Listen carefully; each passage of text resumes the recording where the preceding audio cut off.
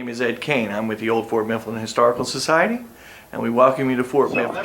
But if you see them there, please leave them there. Thank you. Can I have all the distaff be with the unit? All distaff, all camp followers, be with their unit.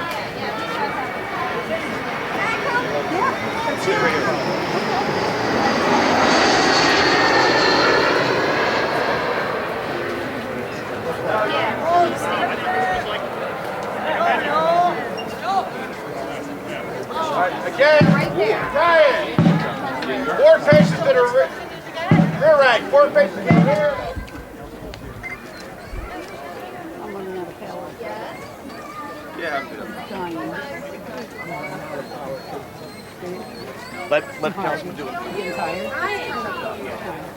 Well, okay. Yeah, I don't think you have to. Where's my little brother? Well, all the sound is going to go that way. Right. Where you want the sound? Let's turn around. Carefully. With the hair. That's going to change.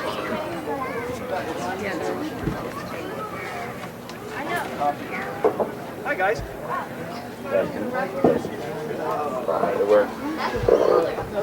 Yeah, well, they Dr. Franklin to harness this thing called electricity. It's safe by force. You guys. Thank you for your patience one more time. We are thrilled to have Councilman David Oh present here. He would like to take a moment of your time. The City Council of Philadelphia has actually issued a proclamation in order in honor of this event. Well, thank you all very much for your excellent portrayal and rendition of what happened. I know it's all on the very much fine details here. This citation really recognizes the 235th anniversary of Fort Mifflin, but you are so involved, and so I'd like to read this citation. Also, thank you for what you do. Are you guys at the Stand Easy? Yeah. All right. This is a resolution from City Council recognizing and celebrating the 235th anniversary of the siege of Fort Mifflin, known as the valiant defender of the Delaware and for its many roles in the security of the United States. Whereas in 1771, British Royal Engineer Captain John Montresor arrived in Philadelphia charged with the task of designing river fortifications to defend the wealthy city, which included an ambitious plan for a fort on Mud Island. And whereas plans for the fort went through several revisions and construction was begun but never completed by the British, and whereas by 1776 the incomplete fort was in the hands of the Committee of Safety and was made ready to defend Philadelphia against the British, and whereas by early fall 1777 the fort at Mud Island was named Fort Mifflin, and approximately 200 men were garrisoned and charged with holding the British off to the last extremity so that General Washington and his army could successfully move into winter quarters.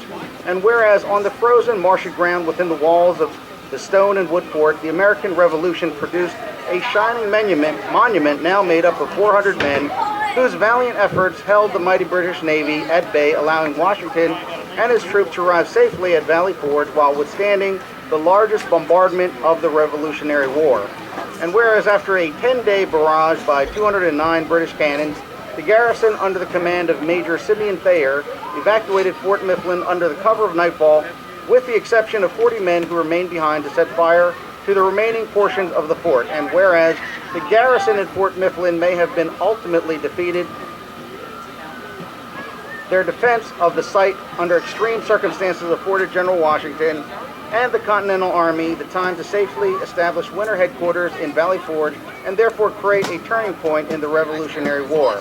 And whereas Fort Mifflin, forever known as the valiant defender of the Delaware, was reconstructed in the late 18th century and continued to play many roles in the security of the United States, to include being garrisoned in the War of 1812, a prison during the Civil War, and munitions depot in World Wars I and II. Whereas Fort Mifflin was decommissioned in 1954 and designated as a National Historic Landmark in 1970, now therefore be it resolved by the Council of the City of Philadelphia that it hereby recognizes and celebrates the 235th anniversary of the siege of Fort Mifflin, known as the valiant defender of the Delaware, and for its many roles in the security of the United States. further resolved that an engrossed copy of this resolution be presented to Fort Mifflin on the Delaware as a sincere sentiment of this legislative body, signed by the council president and all the members of City Council.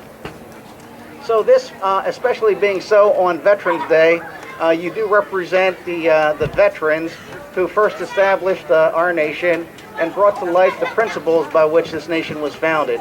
And so really on this day, it's really auspicious to have you here. And thank you for your work and for what you do for this fort and for our city of Philadelphia.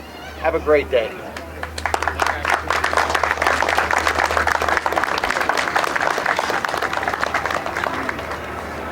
Far be it for me to pass up an opportunity not to have to actually holler at the conclusion of our event here.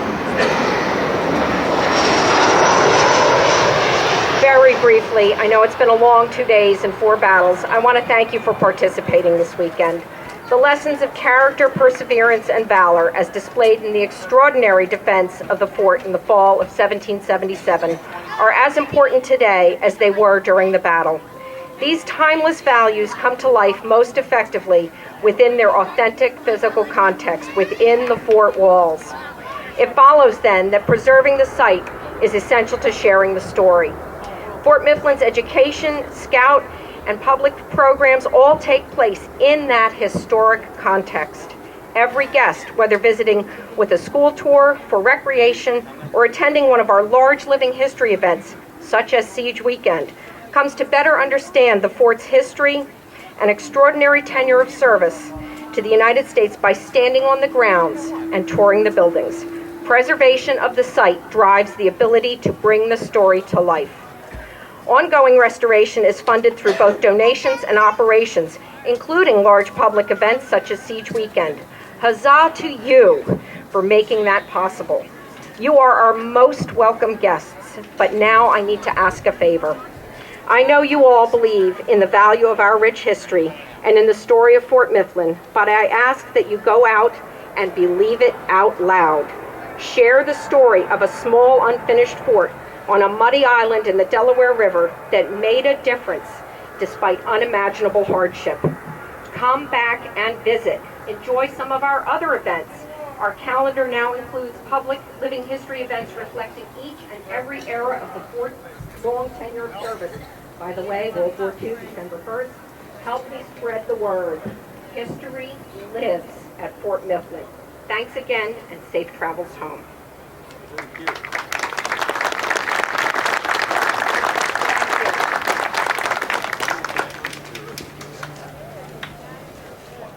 Hi, my name's Councilman David Oh. I'm a city councilman here in Philadelphia, and of course we're very proud of Fort Mifflin, and here at Siege Weekend I've come to deliver a proclamation and a city council citation before all of the re-enactors. They've done a fantastic job, and this is a living history. So yes, I would love to see this continue and see Fort Mifflin get more funding and last and keep its programs going. Hi, my name is Peggy, and I'm a reenactor for the American Revolution, and I'm dressed to represent the female who dressed as a soldier.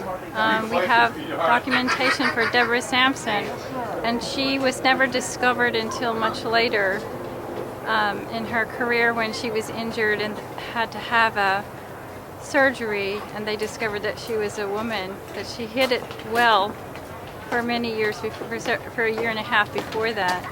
And so I represent her, and knowing that if one woman did that interpretation, that there were probably others that we don't know about. So that's my interpretation, and I'm known in my company, which is 9PA, I'm known as Private Plum. So that's something that we do often, and as a company, my other interpretation is a camp follower, and so I work on providing food for our company, and I really enjoy this hobby. I've been in it for 22 years, and I have never lost interest in it. I've made a lot of friends, traveled a lot of places, and it's always interesting. Thank you. I'm Ed Kane. Thank you for coming to Fort Mifflin. For more information, you can visit Fort Mifflin on the Delaware's website at www.fortmifflin.us. And for information about the Old Fort Mifflin Historical Society, you can visit www.fortmifflin.com. We have the events listed, the times, and the prices for admission.